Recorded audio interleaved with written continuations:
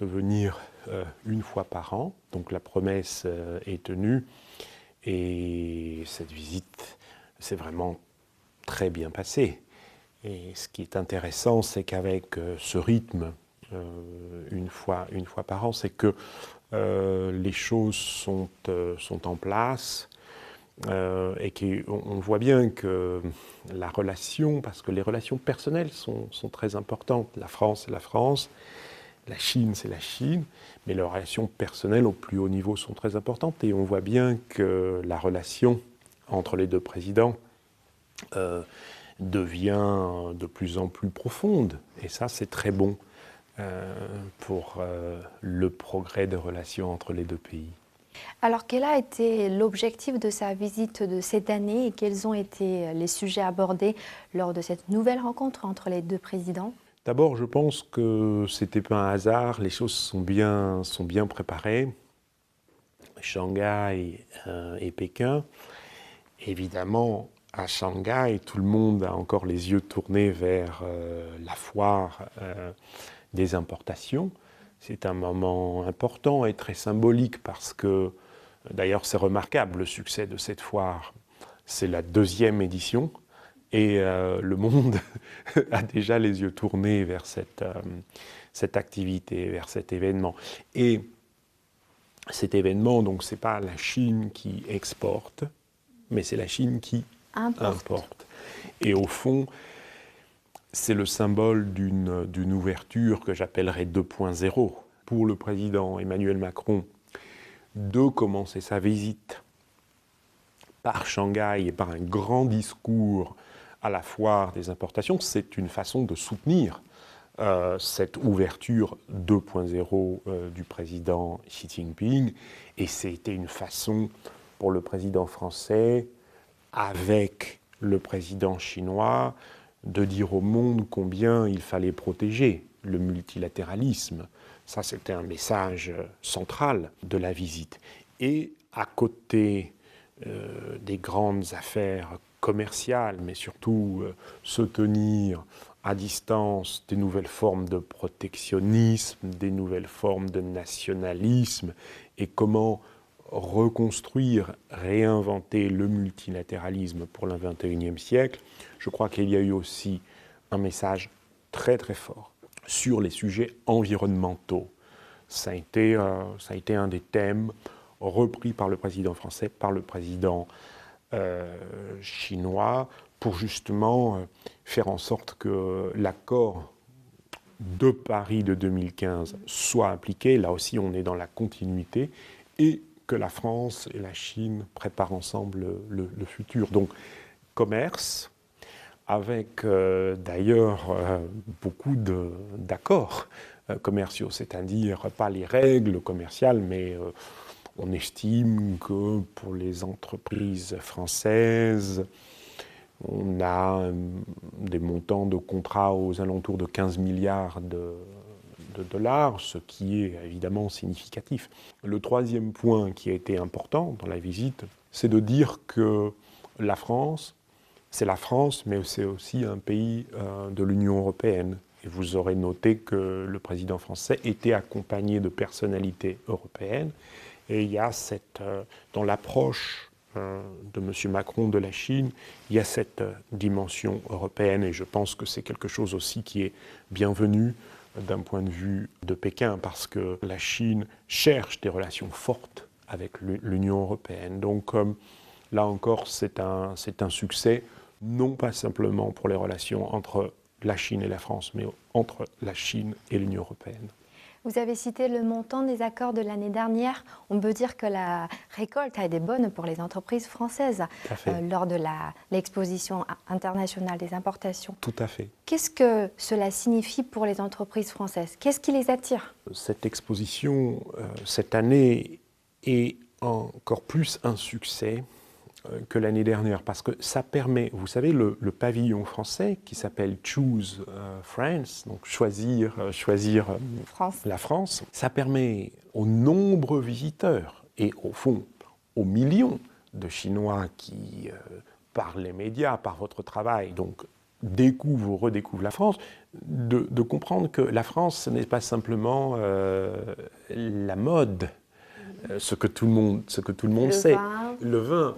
Il y a beaucoup d'autres produits derrière. Et ce qui m'a frappé, alors de ce point de vue-là, pour parler de l'exposition et de son succès et du message qui est passé, c'est de dire les consommateurs chinois deviennent de plus en plus exigeants. Et ce qui est très intéressant, mais d'ailleurs ça s'inscrit aussi dans le moment de Xi Jinping, je dirais. Il y a une volonté de passer de la quantité à la qualité. Et je crois que c'est ce que montre le pavillon français. Et je crois qu'il a du succès, il attire, c'est qu'il y a une qualité qui est proposée par la France, les entreprises françaises, qui est quelque chose qui est recherché par les consommateurs chinois. Donc c'est une façon d'aller au-delà, si vous voulez, de ce qui est très connu déjà en Chine. Et j'étais très intéressé par le succès, par exemple, que rencontrent les produits français dans le domaine agroalimentaire. Ça, c'est très important. Donc, les relations, je dirais, de manière très pratique entre les consommateurs chinois, les producteurs français, s'approfondissent. Et dans le même temps, au plus haut niveau, entre le président français et le président chinois, on a aussi de plus en plus de synergie. Et ce qui me paraît intéressant de noter au fond, sur les grands problèmes du XXIe siècle, c'est l'alignement des positions entre la France et la Chine. On voit bien qu'il y a un futur à préparer ensemble, et ce qui est très spécifique pour la France et la Chine, c'est qu'il y a une amitié qui ne date pas d'hier, c'est 55 années, tout à fait. Et on voit bien qu'au fond, il y a une demande, il y a un besoin de ces relations fortes du point de vue mondial, du point de vue global, il y a un besoin de ces relations fortes entre la France et la Chine. Et comme vous le disiez, M. Macron va revenir donc l'année prochaine, et puis en 2021, etc. M. Xi Jinping aura l'occasion, dans d'autres forums multilatéraux, de rencontrer le président. Je pense qu'on peut prévoir, on peut anticiper des synergies de plus en plus fortes entre nos deux pays, et je crois que c'est une très bonne nouvelle. Et la plupart des entreprises présentes mettent en avant leurs tout derniers produits, notamment en matière d'innovation technologique. Comment envisagez-vous le potentiel du développement du marché chinois ? Dans la perception chinoise de la France, ce qui vient immédiatement à l'esprit, ce n'est pas forcément la technologie. Or, quand vous regardez la structure des relations commerciales, économiques entre la France et la Chine, il y a beaucoup de technologies. Le nucléaire, c'est l'aérospatiale, l'aéronautique, tout ça, ce sont des pages importantes. Des relations. Il ne faut pas aussi oublier que dans des choses très spécifiques et pointues, je pense à l'Institut Pasteur, il y a des coopérations très fortes entre la France et la Chine. Mais ça continue. Vous avez vu que Airbus va de l'avant à Tianjin, évidemment, ça c'est sino-européen, mais on sait que très bien la présence d'Airbus à Toulouse. Il y a eu des nouveaux accords dans le domaine des hélicoptères, ça c'est aussi significatif. Vous avez raison de mentionner toute la dimension spatiale, parce qu'il y a des coopérations profondes sur des satellites, notamment pour contrôler les affaires du climat.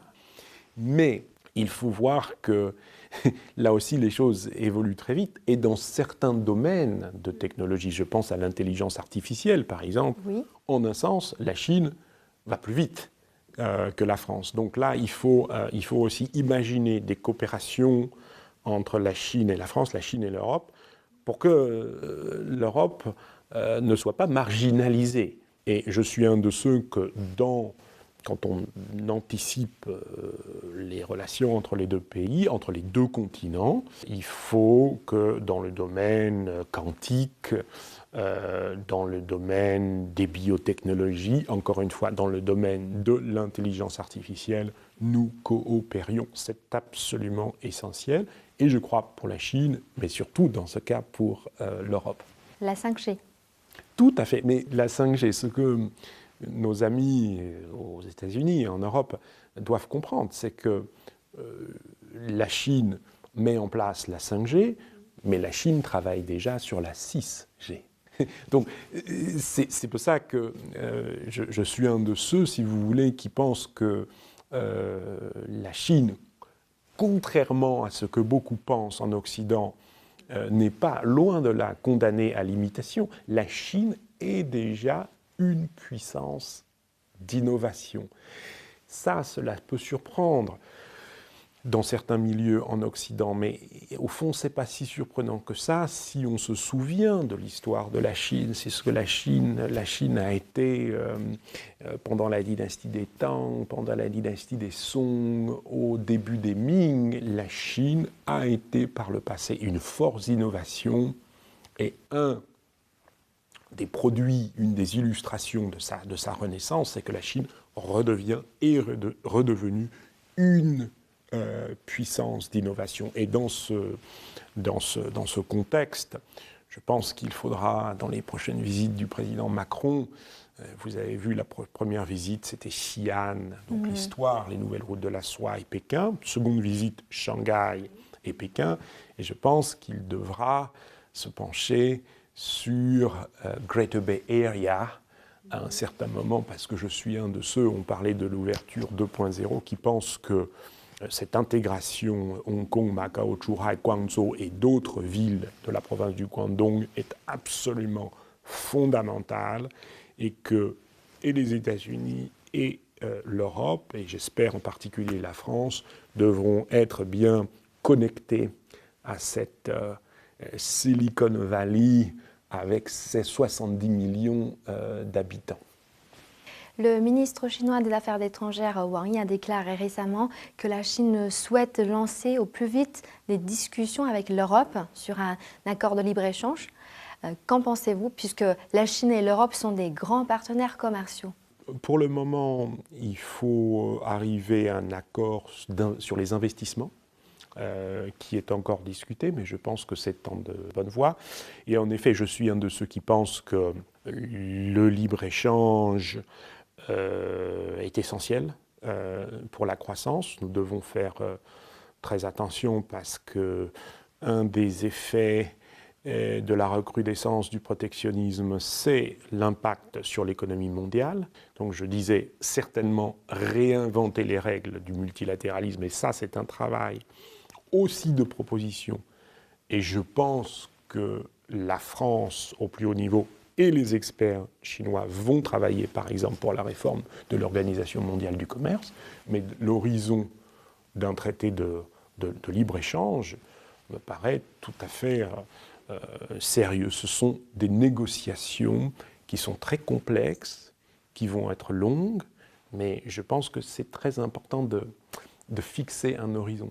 En parlant d'horizon et de chemin à parcourir ensemble, je pense que une des discussions aussi qui a été intéressante, c'est comment l'Europe et la Chine peuvent travailler pour co-construire ces nouvelles routes de la soie.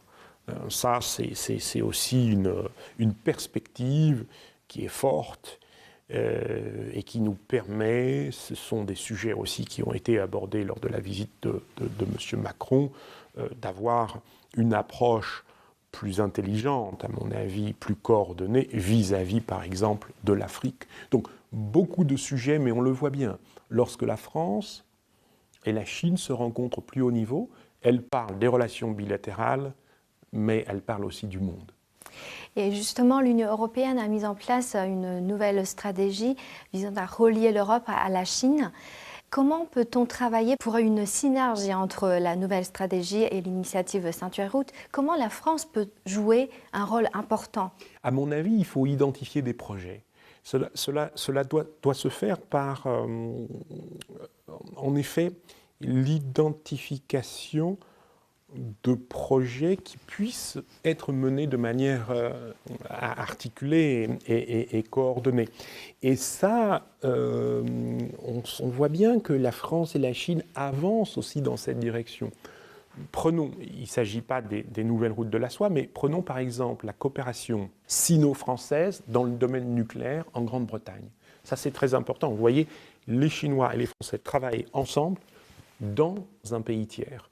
Eh bien, on peut imaginer ce type de coopération en Asie centrale, sur le continent eurasiatique, ou, et là c'est un appel que je lance, évidemment en Afrique, qui à bien des égards est le continent du futur, qui est important pour l'Europe, mais qui est aussi important pour la Chine, et qui est important évidemment pour les Africains eux-mêmes. Mais c'est là que je pense que quand il y a un tel climat de confiance entre la Chine et la France, il faut aussi se donner de l'ambition d'aller au-delà des relations bilatérales. Donc cela passe par des projets. Et évidemment, puisque la France et la Chine aussi s'accordent sur l'importance de la durabilité, des problématiques environnementales, il faut que ces projets soient évidemment verts, que ces projets soient exemplaires dans le domaine de la protection de l'environnement. Et je pense que dans les semaines, les mois à venir, l'environnement va être un des sujets clés des conversations, des relations, du travail en commun sino-français. Et justement, sur le problème de l'environnement, la France cherche beaucoup le soutien de la Chine sur le problème des changements climatiques. Quels sont les grands projets entre les deux pays dans la coopération de ces domaines? Par exemple, l'année prochaine, il y aura le COP15 qui se tiendra en Chine. Absolument. L'année prochaine, à Kunming, vous aurez en effet la COP15 qui aura pour sujet la biodiversité. Et déjà, la France et la Chine sont en train de préparer, parce qu'il y a des aspects techniques, en train de préparer les choses pour cette COP15 soit un grand succès. Et je pense que lorsque la France, c'est-à-dire en position aussi de mobiliser l'ensemble de l'Union européenne, et la Chine travaillent main dans la main, on va avancer sur ces dossiers. Et il faut continuer à dire à nos amis américains qu'ils font fausse route, que le problème du changement climatique, le problème de la biodiversité sont réels, et que la seule solution, c'est une approche coordonnée des 195 parties, enfin tous les membres des Nations Unies. Donc c'est un moment très important, mais ce qui nous donne espoir, évidemment, c'est de voir ces synergies franco-chinoises. Pour le dire d'une autre manière, qu'est-ce que serait un monde dans lequel aujourd'hui nous aurions des tensions entre la France et la Chine? Ça serait vraiment tragique. Non. Donc il y a cet espoir. La France, c'est l'Europe, c'est l'Occident, et elle peut travailler très bien, de manière constructive, avec la Chine. Donc ça veut dire que Chine et Occident, il n'y a pas de clash de civilisation qui est écrit, qui est un destin. On peut penser, se mettre en situation où les cultures non seulement ne rentrent pas en collision, mais elles s'enrichissent et elles contribuent au progrès économique, social, environnemental au niveau mondial. C'est un sujet très important parce que l'environnement nous appartient à tous. Et je sais que la France et la Chine ont déjà travaillé depuis très longtemps dans ce domaine. Je peux citer un exemple, par exemple le mois franco-chinois de l'environnement qui se tient depuis déjà 6 ans avec double ambition de renforcer la coopération sino-française, mais aussi de sensibiliser le grand public. Vous avez vu, ce qui est très intéressant aussi dans ce mois, et ça m'a frappé, et je crois que c'est très important, vous avez beaucoup de jeunes qui sont impliqués. Et je pense que ce mois est vraiment un succès, Et donc là, on voit pas simplement les présidents qui s'engagent, mais aussi les sociétés civiles et les nouvelles générations. Et la population. Exactement, la population. J'étais moi-même dans une initiative très intéressante à Wuhan pour travailler sur comment communiquer autour du sujet du changement climatique. Parce que les scientifiques comprennent, mais c'est comment communiquer avec les entreprises, avec les médias, avec les jeunes générations, etc. Et là, ce mois de l'environnement sino-français me paraît une initiative véritablement parfaite pour sensibiliser la population. En fait, les échanges culturels entre les deux pays sont significatifs. Quelle place occupent les échanges culturels dans les relations sino-françaises? Les Français ont un profond respect pour la culture chinoise, cette ancienne civilisation. Et je pense aussi que la population chinoise connaît et a un respect pour la culture française. C'est ça qui fait la spécificité de la relation, une appréciation mutuelle de la culture de l'autre.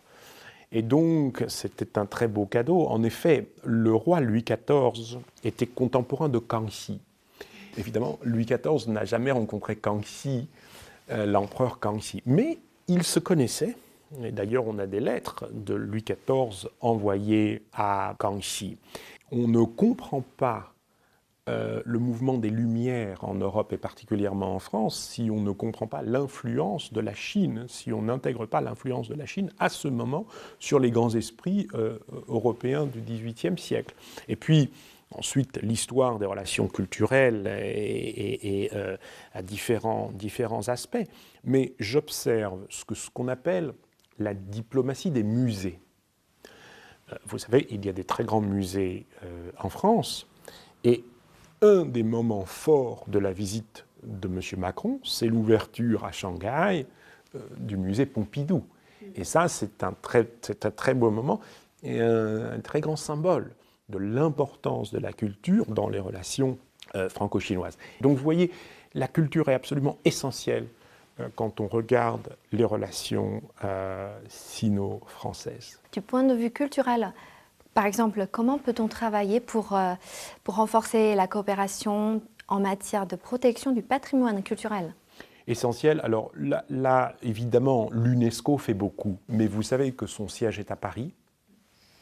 Donc l'UNESCO a des relations très particulières avec la France, et c'est un sujet important. Les experts français et chinois travaillent beaucoup, mais il faut continuer. Je pense que nous parlions tout à l'heure de la Renaissance chinoise. Un des aspects de la Renaissance chinoise, évidemment, c'est la Renaissance intellectuelle et culturelle de la Chine. Donc, toutes ces problématiques sont au cœur des transformations de la Chine. Protection du patrimoine. Et là, entre la Chine et l'Europe, il y a un travail considérable à faire, qui ne peut pas, presque par définition, être fait entre la Chine et les États-Unis, parce qu'il n'y a pas cette dimension culturelle. Ça, c'est vraiment sino-européen et sino-français, mais il ne faut pas oublier les amis grecs ou les amis italiens qui, par ailleurs, développent des coopérations aussi très profondes avec la Chine. Il y a un sujet dont on n'a pas parlé, qui est l'artisanat. L'artisanat, tous ces arts de la main. Vous regardez la haute couture, ce que parfois les observateurs oublient, c'est de voir que derrière une robe magnifique, vous avez beaucoup de travail de la main. Vous avez délicat. Des artisans délicats. Ce qu'on observe aussi, c'est que dans le cadre de la Renaissance chinoise, l'artisanat chinois est en train de fleurir ou de refleurir, n'est-ce pas? Et là, il y a des dialogues très intéressants à mettre en place. C'est un domaine qu'il faut protéger, même avec la modernisation. Tout à fait, et trouver le bon équilibre entre ce que j'appelle les technologies et les humanités. Et ça, c'est une histoire d'équilibre. Vous savez, je crois qu'un des points communs entre la Chine et la France, il y en a de nombreux. Il y a des différences, mais un des points communs qui me paraît très porteur d'avenir et au fond porteur de sagesse, c'est que ces deux cultures cherchent toujours l'équilibre et évitent les extrêmes. Vous savez, en Chine, vous avez une compréhension très sage du juste milieu. Je pense que la France aussi a cette compréhension. Alors, c'est le juste milieu entre la justice sociale et l'efficacité économique, mais c'est aussi le juste milieu entre la technologie, l'intelligence artificielle, mais aussi l'artisanat ou les humanités. Et pour finir, quels sont vos souhaits pour l'avenir des relations sino-françaises? Parce que cette année, nous célébrons les 50-50 d'amitié. Je suis très optimiste pour ces deux pays et les relations. C'est très intéressant cette conversation que nous avons eue parce qu'on a mentionné au fond 1964, Charles de Gaulle, quelque chose de très spécifique. Mais on a aussi mentionné Louis XIV et Kangxi. Il faut essayer de penser, d'imaginer déjà quelles seront les relations en 2050. Et à mon avis, grâce aux jeunes générations, parce que ce que je souhaite aussi, c'est de voir, il y a 30 000 étudiants chinois environ en France. À mon avis, ce n'est pas assez, et il n'y a certainement pas assez d'étudiants français en Chine. Mais je pense que le nombre va s'accroître et que nous préparons déjà les coopérations et les synergies du futur. Encore une fois, qui sont essentielles pour la Chine, pour la France, pour l'Europe, mais aussi pour le monde entier. Pour le monde entier. Merci d'avoir accepté notre invitation. Merci beaucoup, madame.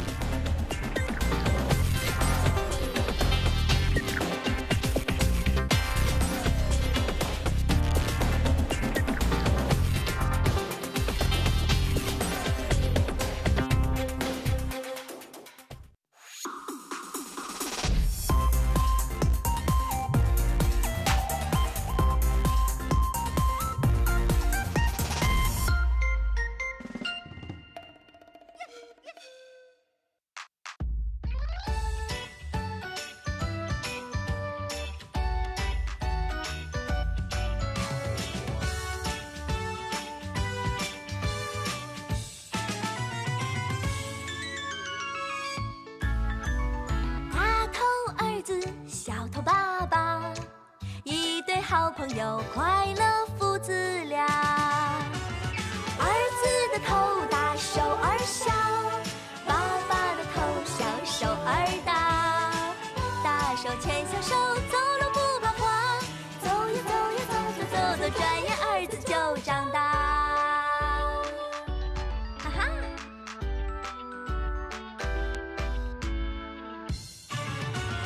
儿子的头大，手儿小。手儿大，大手牵小手，走路不怕滑，走呀走呀走走走走，转眼儿子就长大。儿子的头大，手儿小，爸爸的头小，手儿大，大手牵小手，走路不怕滑，走呀走呀走走走走，转眼儿子就长大。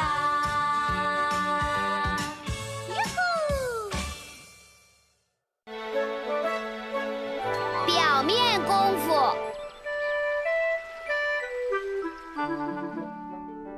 大头儿子，房间收拾好了没有？一会儿我可检查啊。等一下，马上就好了。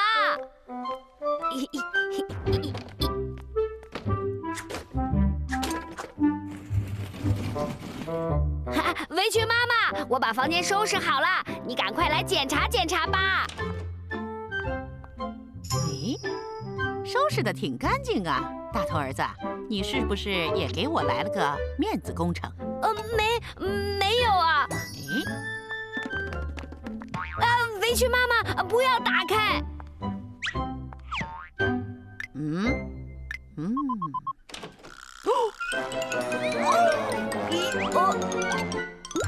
大头儿子，你的表面功夫做得可真不错呀。嘿嘿嘿嘿嘿。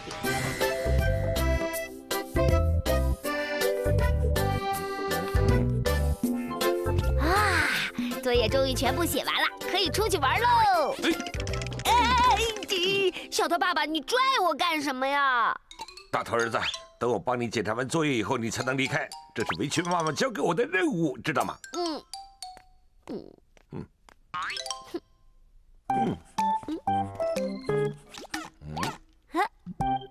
不错不错。这是怎么回事啊？怎么越往后看又画得越差了？怎么回事啊你啊？因为老师每一次只看前面的1、2页，我只要把1、2页画好就行了，后面的就不用管了。小头爸爸，我是不是很聪明啊？大头儿子，你可不能只做表面功夫，赶快把后面的这几页重新画一遍。小头爸爸，你这不是小题大做吗？哎，你给我站住！站住！嘿，耶！啊，小头爸爸，小心点儿，这怎么了？这是？委屈妈妈，我发现大头儿子做作业耍小聪明，只认真做老师要检查的那些，剩下的马马虎虎的